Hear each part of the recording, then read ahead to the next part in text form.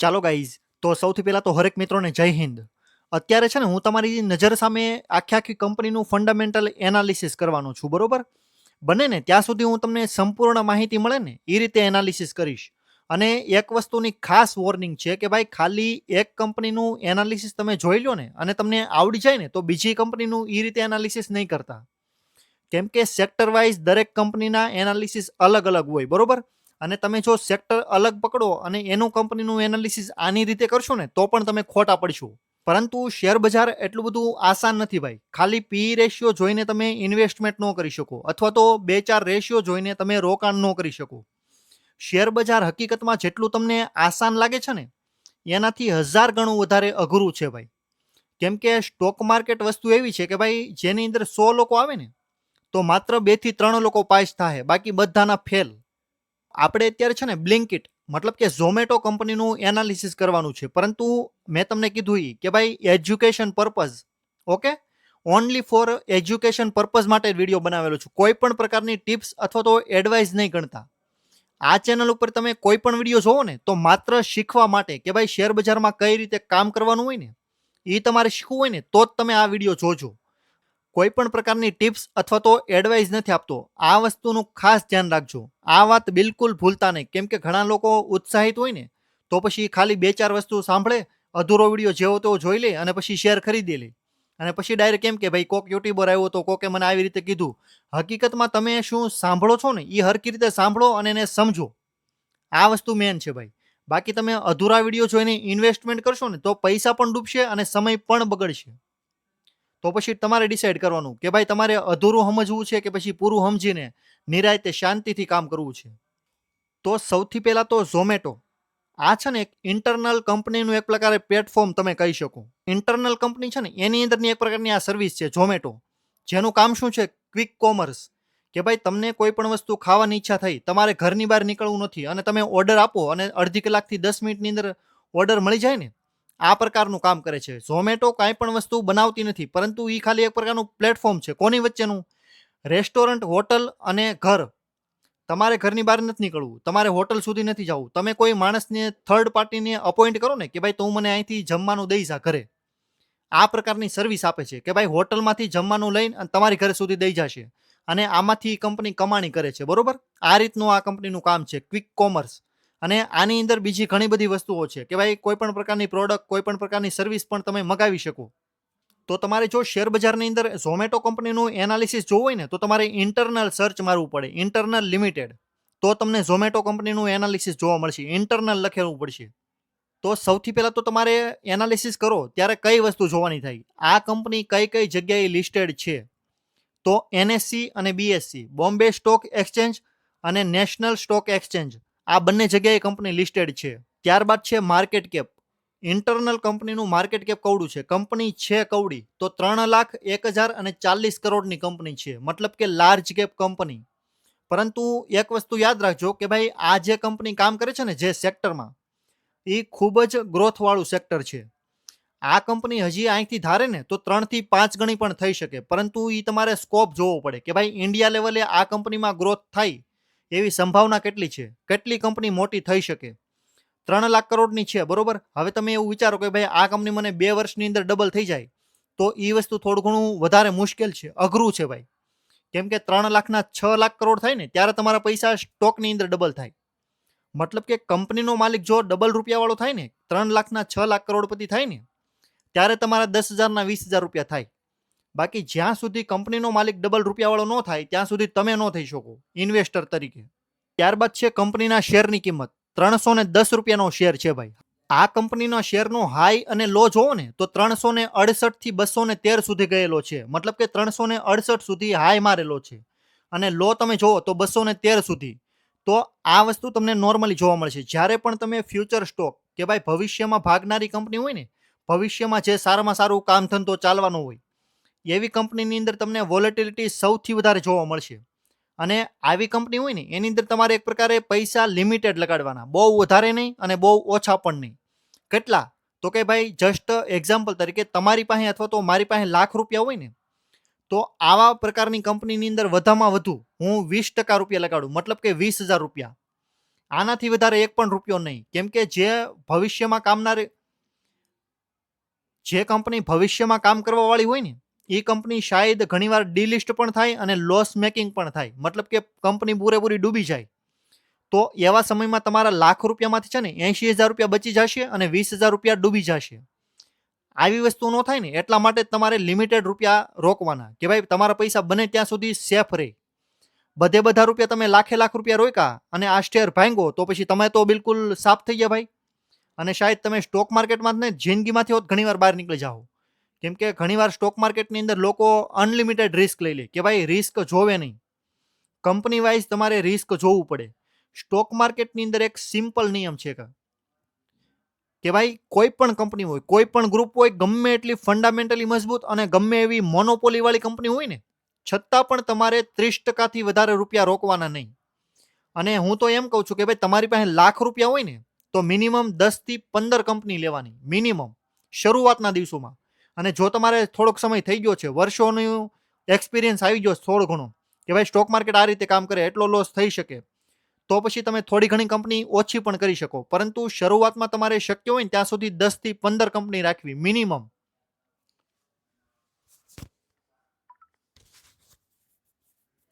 જેથી કરીને તમારું રિસ્ક એક પ્રકારે મેનેજેબલ રહે. મતલબ કે શેર અગર નીચે પણ જશે ને તો પણ તમે સ્ટોક માર્કેટમાં ટકશો અને તમને શીખવાનો પણ મોકો દેશે. અગર તમે એક કંપનીમાં, બે કંપનીમાં અથવા તો 5 કંપનીમાં પૈસા રોક્યા, શરૂઆતમાં તમે નવા છો, તો તમારા પૈસા મોસ્ટ ઓફલી ડૂબવાની સંભાવના વધારે છે ભાઈ, બરોબર. 99% પૈસા ડૂબશે.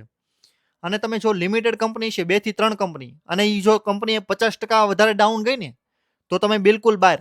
સ્ટોક માર્કેટમાં પછી હામું તમે કોઈ દી જોશો નહીં ભાઈ. આ ભૂલ ન થાય ને એટલા માટે તમારે મિનિમમ 10 કંપની લેવાની મિનિમમ. પછી થોડી ઘણી વધારે લ્યો તો ચાલે, 15 20, એનાથી વધારે નહીં, 20 છેલ્લી. આ કંપનીનો પીઈ રેશિયો જોવો ને તો 695 નો છે ભાઈ. તો આ પીઈ રેશિયો પ્રમાણે તમે જોવો ને તો કંપનીનો પીઈ રેશિયો એટલે શું કે ભાઈ તમે કંપનીનો શેર લ્યો છો તો 1 રૂપિયો કંપની પાસેથી કમાવા માટે તમે કેટલા રૂપિયા કંપનીને આપો છો? તો 695 રૂપિયા આપીએ આપણે, ત્યારે 1 રૂપિયો કમાઈને આપે. પરંતુ આ વસ્તુ છે ને એક પ્રકારે ગ્રોથ વાળી કંપની હોય અથવા તો નવી કંપની હોય ને જે ભવિષ્યમાં સારી ભાગવાની હોય, એવી કંપનીનો તમને પીઈ રેશિયો લગાતાર ઉપર દેખાય કે ભાઈ મોંઘામાં મોંઘો. અને સ્ટોક માર્કેટમાં ઘણી ખરી એવી કંપની છે કે ભાઈ જેનો પીઈ રેશિયો માઇનસમાં પણ હોય, પરંતુ માઇનસમાં હોય એટલે સસ્તો થઈ જાય અને બહુ 100 200 2 5 હજાર નો હોય તો મોંઘો થઈ જાય. આવું કાંઈ ન હોય ભાઈ. પીઈ રેશિયો તમને મોંઘો ક્યારે દેખાય? કોઈ પણ કંપની જ્યારે શરૂઆતના દિવસો હોય, ધંધો એટલો બધો આગળ ન ગયો હોય ને, ત્યારે તમને કોઈ પણ કંપની હોય, અંબાણીની હોય, અદાણીની હોય, ટાટાની હોય કે કોઈ પણ ગ્રુપની કોઈ પણ કંપની હોય, નાનામાં નાની હોય ને તો પણ એનો પીઈ રેશિયો તમને ઉપર દેખાશે. કેમ? કંપની ઉપર એક પ્રકારે વિશ્વાસ છે લોકોને કે ભાઈ ભવિષ્યમાં કામ કરશે, 2-5 મહિના 2-5 વર્ષ પછી એટલી કમાણી કરશે, એના ઉપર લોકો દાવ મારે. અને સ્ટોક માર્કેટ હંમેશા આની ઉપર જ પૈસા કમાણી મળે તમને કે ભાઈ ભવિષ્ય ઉપર શું છે ભાઈ, કંપનીનું ભવિષ્ય કેવું છે ને, સ્ટોક માર્કેટ આના આધારે ચાલે ભાઈ. સીધી વસ્તુ છે, આ કંપની ઉપર લોકોને ભરોસો છે ને એટલા માટે આ કંપનીને વેલ્યુએશન એટલું મળ્યું છે. એક પ્રકારે પીઈ રેશિયો તમને ખાલી સસ્તી મોંઘી નો કહે, એ તો ખાલી તમને 10% જ કહે કે ભાઈ સસ્તી છે કે મોંઘી. એ ખાલી તમને આ રેશિયો છે ને પીઈ રેશિયો, એ માત્ર 10% જ તમને જાણકારી આપે કે ભાઈ શેર સસ્તો ગણાય કે મોંઘો. પીઈ રેશિયોની દ્રષ્ટિમાં શેર મોંઘો છે, પરંતુ એક પ્રકારે ગ્રોથની દ્રષ્ટિએ જોવો ને તો હજી તમે સસ્તો કહી શકો, પરંતુ ગેરંટી નથી. સસ્તો તમે શેના આધારે કહો? હવે તમે કહો કમાણી તો કઈ કરી નથી, મને નથી ખબર કે ભાઈ ભવિષ્યમાં આ કંપની કેટલી કમાણી કરી. અત્યારે થોડી ઘણી કરતી છે, પરંતુ એની કઈ ગેરંટી તો નથી ને ભાઈ કે ભાઈ આવનારા દિવસોની અંદર લાખો રૂપિયાની કમાણી કરશે જ ત્યાં. કાલે ઉઠીને બની શકે કે ભાઈ કોઈ બીજું પ્લેટફોર્મ આવી ગયું, હરીફાઈ વધી ગઈ, કોમ્પિટિટર સારામાં સારો આવી ગયો અંબાણી જેવો, તો પછી આ કંપનીને તો ભાઈ કામ તમામ થઈ જાય. તો પછી આ દ્રષ્ટિએ છે ને કંપનીનો શેર શાયદ 50% થી વધારે નીચે પડી પણ શકે. આના માટે પણ તૈયાર હોવું કે ભાઈ કોઈ પણ ગ્રુપનો ગમે ત્યારે ગમે એવો કોમ્પિટિટર્સ એન્ટર થાય તો જે મેન કંપની છે ને એને પણ સારામાં સારી અસર થાય. હવે આ ઇન્ટરનલ છે, આની જગ્યાએ ટાટા ગ્રુપની કંપની હોત ને આની જગ્યાએ, તો પણ એ કંપનીનો શેર નીચે આવે. કેમ કે ભાઈ એની સામે કોમ્પિટિટર્સ આવી ગયો. કોમ્પિટિટર્સ આવ્યો એનો મતલબ શું થાય કે ભાઈ આ કંપનીની જે કાંઈ ગરાગી હતી ને એ હવે 50% બટાઈ જાય. 50% આની પાસે, 50% આની પાસે, અને કાલ ઉઠીને ત્રીજો આવ્યો તો આ બે કંપનીના શેર તૂટશે. કેમ? હવે કસ્ટમર બટાઈ જાય ને ભાઈ, પાછા 30-30% થઈ જાય, 33-33%. જે રીતે કોમ્પિટિટર્સ વધે એવી રીતે કંપનીની એક પ્રકારે વેલ્યુએશન નીચે આવવું પડે. કોઈ પણ સેક્ટરમાં જ્યારે કોઈ પણ કંપનીનો કોમ્પિટિટર્સ આગળ આવે ને, મતલબ કે વધે ને, વધતા જાય ને કોમ્પિટિટર્સ, એમ કંપનીના શેરનું વેલ્યુએશન મોંઘું થતું જાય. કે ભાઈ હવે કસ્ટમર ગરાગી લેવલની આવવા નથી, તો પછી તમને વેલ્યુએશન કયા બાબતે આપીએ? સ્ટોક માર્કેટની અંદર વેલ્યુએશન સૌથી મોટી વસ્તુ કહેવાય ભાઈ. કોઈ પણ જગ્યાએ તમે જાઓ, કોઈ પણ કંપનીનું, કોઈ પણ ગ્રુપનું તમે ફંડામેન્ટલ એનાલિસિસ કરો ને, વેલ્યુએશન સૌથી વધારે ઉપર રહે. તમારે શેર બજારની અંદર સોનાનો શેર હોય ને, તો સોનાની ભાવની આસપાસ જ લેવાનું. એનાથી તમે સસ્તો લેહો તો પછી તમે એવું ન સમજો કે ભાઈ હું બુદ્ધિમાન છું. સ્ટોક માર્કેટ કોઈ મૂર્ખ વસ્તુ નથી ભાઈ. સ્ટોક માર્કેટ કરોડો અબજો લોકોને હેન્ડલ કરે છે. તમે એક ખાલી રમાડી ગયો સ્ટોક માર્કેટને, એવું કોઈ દી નહીં બને ભાઈ. સોનાનો સ્ટોક હશે ને, તો સોનાના ભાવની આસપાસ જ તમને મળશે. એની વેલ્યુએશન કોઈ દિવસ તમને સોના, ચાંદી, પિત્તળમાં તમને નહીં જોવા મળે. સોનાથી નીચેના ધાતુમાં નહીં જોવા મળે ભાઈ. સોનાનો શેર છે તો સોનાનો જ ભાવ લાગશે, અને શાયદ સોનાથી પણ વધારે ભાવ ચૂકવવો પડે, કેમ કે સ્ટોક માર્કેટ હંમેશા ભવિષ્ય ઉપર ડિપેન્ડ કરે. સોનાનો ભાવ અગર સ્ટોક માર્કેટને ખબર છે કે ભાઈ આ કંપની સોના જેવી છે, 2 વર્ષ પછી આ કંપની ડબલ થઈ શકે, તો પછી એનું વેલ્યુએશન અત્યારથી જ ડબલ લાગશે, 2 વર્ષ પછી નહીં. કેમ? સ્ટોક માર્કેટને વિશ્વાસ છે ભાઈ કે આ કંપની ડબલ થાય, તો પછી એને અત્યારથી જ તો શેર ડબલ થઈ જાય. તમે 2 વર્ષ પછી વિચારો કે ભાઈ હું 2 વર્ષની વાર છે ને, મતલબ કે 1-2 દિવસની વાર, ત્યારે હું શેર લઈ લઈ, તો સ્ટોક માર્કેટ આવી રીતે તમને કમાણી ન કરવા દે કોઈ દિવસ. તો આ કંપનીનો પી રેશિયો ઉપર રહેવાનું કારણ શું? કે ભાઈ કમાણી એટલી બધી નથી, પરંતુ એની સરખામણીમાં વેલ્યુએશન છે ને, ઇન્વેસ્ટર વધારે આપે છે કે ભાઈ ભવિષ્યમાં સારું કામ કરશે, એટલા માટે આ કંપનીનો પી રેશિયો ઉપર છે. ત્યારબાદ છે ડિવિડન્ડ યીલ્ડ. ડિવિડન્ડ કાંઈ કંપની આપતી નથી. કેમ? હજી તો કંપનીને ગ્રોથ કરવાનો છે. ડિવિડન્ડ કેવી કંપની આપે તમને?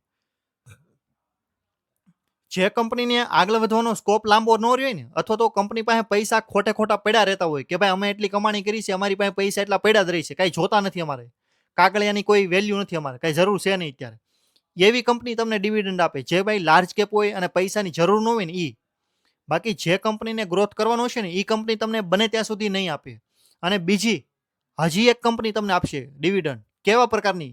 કે ભાઈ જે કંપનીની અંદર લગાતાર ક્યાંક ખોટું જ હોય, હાવ બેકાર, એટલે એકદમ કંપની ઉપર ભરોસાનો લાયક ન હોય ને, એવી કંપની તમને ડિવિડન્ડ આપે. શું કામ? કે ભાઈ ઇન્વેસ્ટરને એક પ્રકારે અટ્રેક્ટ કરવા માટે. ઘણા લોકો ડિવિડન્ડ જોઈને શેર લેતા હોય ને, એ લોકો ઈ બાને શેર લઈ લે. એટલા માટે ઘણીવાર ખોટી કંપની પણ તમને ડિવિડન્ડ આપે. તો પછી ડિવિડન્ડ તો ભાઈ, ડિવિડન્ડ માટે આપણે શેર બજારમાં ઇન્વેસ્ટમેન્ટ નથી કરતા. ડિવિડન્ડ જોઈને કોઈ દિવસ રોકાણ કરવું નહીં પબ્લિકે. કે ભાઈ જે માણસ 1,00,000-2,00,000 રોકતો હોય ને, એ માણસે કોઈ દિવસ ડિવિડન્ડના આધારે રોકાણ ન કરાય. કેમ કે કદાચ તમે 1,00,000-2,00,000નું ઇન્વેસ્ટમેન્ટ કર્યું છે ને, તો ડિવિડન્ડ વધુમાં વધુ કેટલો આવશે ખબર છે તમને? વધુમાં વધુ 2,000-3,000. અને માત્ર 2,000-3,000 રૂપિયા તમે કમાવા નથી જતા સ્ટોક માર્કેટમાં. અગર તમે રિસ્ક એ રીતનું લીધું છે ને ઇન્વેસ્ટમેન્ટ કરવાનું સ્ટોક માર્કેટમાં, તો પછી પ્રોફિટ પણ એ રીતે જ કરો. ખાલી ડિવિડન્ડની કમાણી ઉપર ન રહ્યો. ડિવિડન્ડ એક પ્રકારે એકદમ નાના છોકરાને ચોકલેટ કેમ આપી, એ જ રીતે આપણને ડિવિડન્ડ આપે કંપની. બસ આ ચોકલેટ તરીકે સમજો કે ભાઈ એક પ્રકાર આપણને ટ્રોફી આપી દીધી, ખાલી મન ખુશ રાખવા માટે. બાકી કમાણી સાચી છે ને, સ્ટોક ભાગે ને તો જ છે. બાકી રિટેલ માટે કોઈ ડિવિડન્ડની કોઈ વેલ્યુ છે જ નહીં ભાઈ. 100, 200, 2-5 હજારમાં કાંઈ તમારું નહીં થાય. ત્યારબાદ છે ROC, return on capital employed, અને આરઓઈ, રિટર્ન ઓન ઇક્વિટી. આ બંને વસ્તુ એક પ્રકારે બિલકુલ નીચે છે, મતલબ કે ખરાબ છે. ગમે ત્યારે તમે ફ્યુચરિસ્ટિક કંપની લેશો ને, મતલબ કે ભવિષ્યમાં ભાગવાની હોય એવી, એવી કંપનીમાં તમને વેલ્યુએશન આવા પ્રકારના જોવા મળશે કે ભાઈ કંપની પાસે કમાણી નથી, છતાં પણ વેલ્યુએશન મોંઘું છે. કેમ? લોકો ભવિષ્ય ઉપર દાવ લગાડ્યો છે ભાઈ. અને અત્યારે રિટર્ન ઓન રેશિયો જો તમે જુઓ ને, રિટર્ન રેશિયો, કે ભાઈ કંપની કેટલા રૂપિયાનું રિટર્ન કમાય છે, એમાં પણ એટલું બધું કંઈ ખાસ નથી. કેમ? એનું કારણ એ છે કે ભાઈ કંપની પાસે જેટલા રૂપિયા હતા ને, એણે માત્ર ઇન્વેસ્ટમેન્ટ કરેલા છે. અત્યારે કાંઈ લાંબુ રિટર્ન આવે નહીં. કેમ?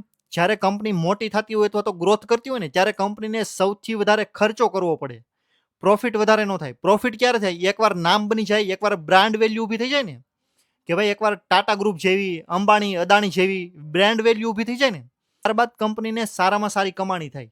બાકી શરૂઆતમાં કંપનીને ઊભી કરવા માટે છે ને, હારા હારા હુઈ જાય ને, એટલું બળ કરવું પડે ભાઈ. ત્યારબાદ છે face value. Face value minimum 10નો અથવા તો 5નો હોય ને, તો સ્ટોક સ્પ્લિટ થાય. હવે આ કંપનીનો છે ને, ઇન્ટરનલ કંપનીનો, એનો ફેસ વેલ્યુ માત્ર 1નો છે, તો કંપનીનો સ્ટોક કાલે ઉઠીને 10,000નો પણ થઈ જાય ને, તો પણ સ્પ્લિટ ન થઈ શકે. જ્યાં સુધી ફેસ વેલ્યુ 10ની હોય ને, ત્યાં સુધી તમે સ્પ્લિટ મારી શકો સ્ટોક, કોઈ પણ કંપનીનો હોય. બાકી તમે સ્પ્લિટ ન મારી શકો. ઇન્ટરનલ કંપની મતલબ કે ઝોમેટો 2023 સુધી છે ને એક પ્રકારે લોસ મેકિંગ કંપની હતી. કંપની પાસે કાંઈ પ્રોફિટ નામની વસ્તુ હોતી નહીં, બિલકુલ નહીં. બરોબર, એકદમ 1000 કરોડ 300 કરોડ 500 કરોડના લોસ હોય ને એ રીતે તમને દર વર્ષનો લોસ બતાવે છે ભાઈ. 2023 પછી 2024માં છે ને ધીમે ધીમે એનો પ્રોફિટ આવવાનું ચાલુ થયું. અને અત્યારે પણ જો 3 લાખ કરોડની કંપની છે તો પછી પ્રોફિટ પણ એ રીતે હોવો જોઈએ, પરંતુ આ કંપનીમાં તમને એટલો બધો પ્રોફિટ નહીં દેખાય. કેમ? મેં તમને કીધું કે ભાઈ ભવિષ્ય હજી જોવાનું છે. વર્તમાનમાં તમને આ કંપની એટલું બધું નહીં દેખાય. અને અત્યારે જો તમે રિસ્ક પણ લો ને તો હાઈમાં હાઈ રિસ્ક કહેવાય કે ભાઈ કંપની ઉપર અત્યારે ભવિષ્ય ઉપર દાવ છે.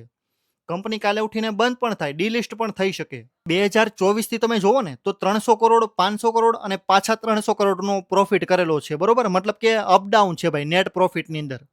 અને સેલ્સ પણ એ રીતે જ છે ભાઈ કે ભાઈ શરૂઆતના દિવસોની અંદર જ્યારે કોમ્પિટિટર્સ વધી જાય ને ત્યારે આવી કંપનીની સાથે હવે તમે સૌ કે ભાઈ સ્વિગી છે, બીજી ઘણી બધી કંપનીઓ છે, ઝેપ્ટો, તો આ બધી કંપની શું થાય કે ભાઈ ગ્રાહક વેચાઈ ગયા, ગ્રાહક વેચાઈ જાય તો ઘણીવાર સારામાં સારો પ્રોફિટ થાય, ઘણીવાર પાછી લોસમાં હોટ આવી શકે. તો શરૂઆતમાં તમારે 2-4 વર્ષ 5-10 વર્ષ માટે તો તમારે આ વસ્તુ ભૂલી જાઓ કે ભાઈ જે કંપની ફ્યુચરવાળી હોય ને એમાં તમને શરૂઆતના દિવસોમાં ઘણીવાર રિસ્ક હાઈમાં હાઈ રહી કે ભાઈ કંપની ચાલશે કે નહીં. અને ઇન્વેસ્ટરના પૈસા ઉપર સૌથી મોટો દાવ હોય કે ભાઈ ગમે ત્યારે પૈસા ઝીરો થઈ શકે. સ્ટોક 90% નહીં 95%થી પણ વધારે તૂટી શકે. આ કંપની તમે જુઓ ને તો ભાઈ ખરાબ નથી, પરંતુ વેલ્યુએશન હાઈ છે અને સેલ્સ નેટ પ્રોફિટ ધીમે ધીમે હવે આગળ જાય છે. 2024 પછી 2023 સુધી તો ભાઈ લોસ મેકિંગ હતી. 2024 25 26 આની અંદર 300-500 કરોડનો પ્રોફિટ છે, પરંતુ શરૂઆતમાં જે ખર્ચો કર્યો હોય ને એને અત્યારે હજી તો સરભર થતું હોય. હજી શાયદ એ લોસમાંથી બહાર ન આવ્યું હોય, કેમ કે શરૂઆતમાં નુકસાન એટલું મોટું કર્યું હોય, લોસ એટલો મોટો કર્યો હોય, તો પછી એને એ હોતે બિલ ચૂકતે કરવાનો હોય તો પછી અત્યારે નેટ પ્રોફિટ તમને એક પ્રકારે ઝીરો જ છે. ત્યારબાદ તમે આ કંપનીનું રિઝર્વ અને બોરોવિંગ જોવો ને તો રિઝર્વ પણ સારામાં સારું છે અને બોરોવિંગ મતલબ કે લેણું જે જરૂર પડવાની છે. ભાઈ કોઈ પણ ધંધો તમે ઊભો કરવા જાઓ ને આજના સમયમાં તો તમે એક વસ્તુ સિમ્પલ રીતે સમજો કે ભાઈ કંપની ઉપર લેણું હશે ને હશે જ તે. અત્યારે કોઈ પણ માણસ ખાલી એક નાનો એવો શોરૂમ બનાવે ને તો પણ એ માણસને લોન લેવી પડે. એની વગર અશક્ય છે, કેમ કે અત્યારે ખર્ચા દવડા મોટા થઈ ગયા ભાઈ.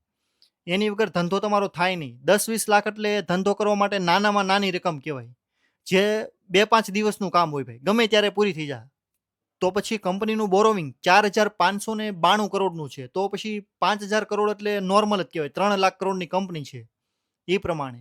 અને રિઝર્વ 30,361 કરોડ, તો પછી રિઝર્વની સરખામણીમાં તમે બોરોવિંગ જોવો ને તો પછી આ વસ્તુ નોર્મલ છે, એટલું બધું કંઈ ખરાબ નથી. ત્યારબાદ આપણે શેર હોલ્ડિંગ પેટર્ન જોવું પડે કે ભાઈ કોની પાસે કેટલા પ્રમાણમાં શેર છે. એફઆઈઆઈ અને ડીઆઈઆઈ આ બંને પાસે સૌથી વધારે શેર છે, હિસ્સેદારી. ત્યારબાદ પબ્લિક અને પછી ગવર્મેન્ટ. ગવર્મેન્ટ તો એક પ્રકારે ના બરાબર જ હોય. કોઈ પણ કંપનીમાં છે ને ગવર્મેન્ટનો સ્ટેક લાંબો તમને નહીં દેખાય. જે પ્રાઇવેટ કંપની છે ને એમાં, અને જે સરકારી કંપની છે એમાં તો તમને ખબર જ છે કે ભાઈ 50%થી ઉપર ગવર્મેન્ટ પાસે દિશો છે. તો સૌથી પહેલા તો એફઆઈઆઈ પાસે છે ને જૂન 2026માં ઓલમોસ્ટ 29% હિસ્સો છે. કે ભાઈ આ કંપની 100% હોય ને એમાંથી 29% કંપની એફઆઈઆઈ વિદેશી રોકાણકારની છે ભાઈ. એટલી ઇન્વેસ્ટમેન્ટ હિસ્સેદારી એફઆઈઆઈ વિદેશી રોકાણકારની છે. ત્યારબાદ ડીઆઈઆઈ પાસે છે ને ઓલમોસ્ટ 40%, 39.26%ની હિસ્સેદારી છે. તો આ વસ્તુ છે ને સારામાં સારી કહેવાય કે ભાઈ પ્રોફેશનલ લોકો પાસે શેર છે. 40% ડીઆઈઆઈ અને 26 ઓલમોસ્ટ 30% એફઆઈઆઈ પાસે. તો આ વસ્તુ બેસ્ટમાં બેસ્ટ. કોઈ પણ કંપનીમાં એફઆઈઆઈ ડીઆઈઆઈ જેટલા ઇન્વેસ્ટેડ હોય ને એટલું સારામાં સારું કહેવાય. જેટલું વધારે હોય ને ઇન્વેસ્ટમેન્ટ એફઆઈઆઈ ડીઆઈઆઈનું, તો આ લોકો છે ને પ્રોફેશનલ ઇન્વેસ્ટર કહેવાય કે ભાઈ આ લોકોની નજરમાં છે ને કાંઈ પણ વસ્તુ ચૂકાય નહીં. આ લોકો છે ને એક એક વસ્તુની બારીકીથી ઇન્વેસ્ટમેન્ટ જોવે ભાઈ કે ભાઈ આ કંપનીમાં રોકાણ કરવું છે શું કામ, આ કંપની મારા માટે કેટલી ફાયદાવાળી છે. આ બધી વસ્તુ છે ને એ લોકો બારીકીથી એક એક વસ્તુ પોઈન્ટ ચેક કરે. આવા ઇન્વેસ્ટર હોય ને ત્યાં સુધી તમે એક પ્રકારે રિટેલવાળા માટે સારું, પરંતુ સ્ટોક માર્કેટની અંદર છે ને જ્યાં તમને એફઆઈઆઈડીઆઈ હશે ને ત્યાં તમને પબ્લિક ઓછી દેખાશે, અને જ્યાં પબ્લિક હશે ત્યાં એફઆઈઆઈડીઆઈ ઓછા હશે. આ વસ્તુ નોર્મલી તમારે થાય. ત્યારબાદ છે ગવર્મેન્ટ 0.11% છે કે ભાઈ 1% જોવો ને એની અંદર પણ માત્ર 0.010%, પૂરેપૂરા 1% નહીં, 1%ની અંદરનો પણ 10મો ભાગ છે ભાઈ રોકાણ. તો ગવર્મેન્ટને તો કાંઈ સિરિયસ લેવાની નથી. એફઆઈઆઈ અને ડીઆઈઆઈ 39% ડીઆઈઆઈ પાસે અને 29% એફઆઈઆઈ પાસે. તો આ વસ્તુ બેસ્ટમાં બેસ્ટ. અને રહી વાત પબ્લિક, તો પબ્લિક પાસે ઓલમોસ્ટ 27% સ્ટેક છે. અને હકીકતમાં એટલો સ્ટેક છે ને, આ નોર્મલ કહેવાય, એટલો બધો કાંઈ ખરાબ નથી. અગર તમે કંપનીના શેર લેવા વિશે વિચારતા હોય ને, તો એકવાર તમારું પણ એનાલિસિસ જોઈ લેજો. મેં તમને એનાલિસિસ કર્યું ને માત્ર શીખવાડવા માટે કરેલું છે, બરોબર? કે ભાઈ હું છે ને આવી રીતે એનાલિસિસ કરું કોઈ પણ કંપનીનું. મારી પાસે જે વર્ષોનો અનુભવ છે ને, તો આ સરળ ભાષામાં આ રીતે હું કરું. હવે તમે આ રીતે કરવા જાશો ને, તો શાયદ હજી ઘણી બધી મિસ્ટેક કરશો. કેમ કે મેં છે ને પર્સનલી હજારો કંપનીના એનાલિસિસ બીજા લોકોને કરતા જોઈએ ને, ત્યારબાદ મને થોડું ઘણું એટલું આવડે ભાઈ. ડાયરેક્ટ કોઈ માણસ એનાલિસિસ કરી ન શકે કોઈ પણ કંપનીનું. અગર કરવા જાશે અને ઇન્વેસ્ટમેન્ટ કરી દીધું ને, તો 101% લોસ લે એ માણસ. ઇન્વેસ્ટમેન્ટ કરતા પહેલા એનાલિસિસ શીખો. દરેક સેક્ટરમાં દરેક કંપનીના એનાલિસિસ અલગ અલગ હોય. કંપનીનું ખાલી સાઈઝ પણ વધઘટ થાય ને, તો પણ એનાલિસિસ આખું ચેન્જ થઈ જાય ભાઈ. કે ભાઈ ઇન્વેસ્ટરની વિચારધારા દરેક કંપની માટે અલગ અલગ હોય. જે સમજદાર હોય તો એના માટે અલગ, કોક માણસ ગાંડું જેવું હોય તો એને ગમે એ ભાવે શેર આપો, એ તો સોનું સમજીને લઈ જ લે. પરંતુ પીળી વસ્તુ બધું સોનું હોય એવું જરૂરી પણ નથી ભાઈ. તો સ્ટોક માર્કેટમાં આપણે આ મિસ્ટેકથી બચવાનું છે ભાઈ. પીળી વસ્તુ છે એટલે સોનું સમજી નથી લેવાનું ભાઈ. તો આ વિડીયોમાં બસ આટલું જ. ગુજરાતીમાં સ્ટોક માર્કેટ વિશે માહિતી લેવા માટે વિડીયોને લાઇક પણ કરજો અને બીજા લોકોને શેર પણ કરજો. જો તમને આ એનાલિસિસ ગમ્યું હોય ને, તો કોમેન્ટ બોક્સની અંદર પણ તમારો અભિપ્રાય આપજો કે ભાઈ આવી રીતે એનાલિસિસ કરો, આ વસ્તુ અમને સમજાણી. તો પછી આપણે આવી રીતે એનાલિસિસ કરશું, બરોબર?